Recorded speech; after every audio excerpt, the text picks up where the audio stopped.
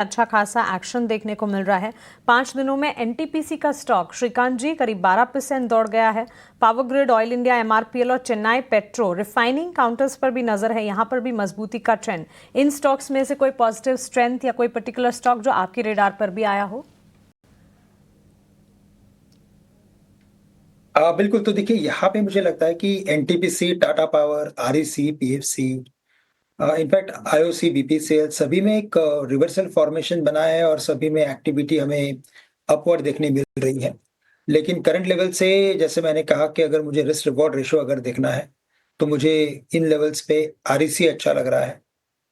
साथ ही साथ मुझे लगता है, जिसको मैंने ऑलरेडी रिकमेंड किया है, बट साथ ही साथ मैं कहूँगा कि आईओसी, इंडियन ऑयल कॉर्पोरेशन, ये भी स्टॉक हमें अच्छा लग रहा है, 130 के करीब ट्रेड कर रहा है। 127 का स्टॉप लॉस इसमें रख के चल सकते हैं, क्योंकि इसका अगर आप वीकली टेक्निकल फॉर्मेशन समझने की कोशिश करते हैं, तो वहाँ पे क्लियरली एक रिवर्सल फॉर्मेशन बना है और करंट लेवल से अगर तेज़ी बनती है, तो ये स्टॉक कम से कम 140 तक के लेवल्स दिखा सकता है। तो रिस्क रिवॉर्ड रेशियो काफ़ी फेवरेबल है। करंट लेवल से आईओसी को भी लॉन्ग किया जा सकता है। ट्रिगर बाजार के लिए आज रात को भी आएगा। चर्चाएं काफी ज्यादा हैं, दुनिया भर में चर्चा है डोनाल्ड ट्रंप के शपथ ग्रहण की, और वॉशिंगटन डीसी जहां पर यह शपथ ग्रहण समारोह होगा, दुनिया भर के तमाम इंडस्ट्री लीडर्स, बड़े नेता वहां पर पहुंच रहे हैं। भारत से मुकेश अंबानी भी वहां पर पहुंचे हैं अपनी धर्मपत्नी नीता अंबानी के साथ में, और कल डिनर के बाद की डोनाल्ड ट्रंप के साथ की तस्वीरें भी सामने आई हैं। तो दूसरी बार राष्ट्रपति बन रहे हैं डोनाल्ड ट्रंप। क्या इंतजाम है, क्या कुछ हो रहा है, किन फैसलों पर नजर होगी, इसके बारे में जरा समझ लेते हैं। हमारी सहयोगी सुमिता करीर हमारे साथ जुड़ गई हैं, जो कि ग्लोबल इवेंट्स को बहुत ही करीबी से ट्रैक करती हैं, फॉलो करती हैं।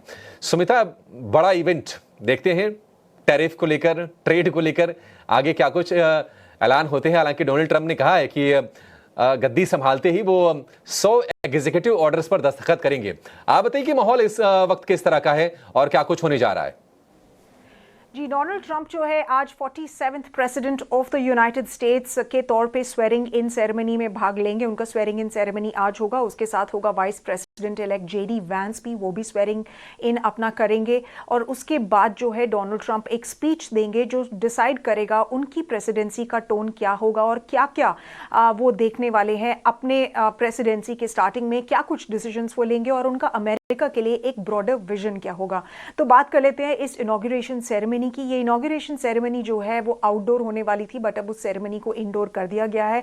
ओवरऑल रिपोर्टेडली 200,000 के अराउंड इनवाइट्स भेजे गए थे, बट क्योंकि वहां पे ठंड का मौसम कुछ ज्यादा ही है यूनाइटेड स्टेट्स में, तो सेरेमनी को इंडोर्स मूव कर दिया गया है और इतने ज्यादा लोग शायद नहीं अटेंड होंगे। बाकी 20,000 लोग जो हैं वो बाहर से अभी लाइव स्ट्रीमिंग देख रहे होंगे। डोनाल्ड ट्रंप ने रिपोर्टेडली ये बोला है कि वो बाद में आके अपने जितने भी लाइव स्ट्रीम करते हुए सपोर्टर्स हैं उनसे बात करेंगे। और साथ ही साथ बाइडेंस का जो है वो आज फेयरवेल सेरेमनी भी होगा। रिपोर्ट्स की माने तो ये भी है कि जो डोनाल्ड ट्रंप है वो बाइडेन के साथ राइड करके जो है कैपिटॉल में आएंगे।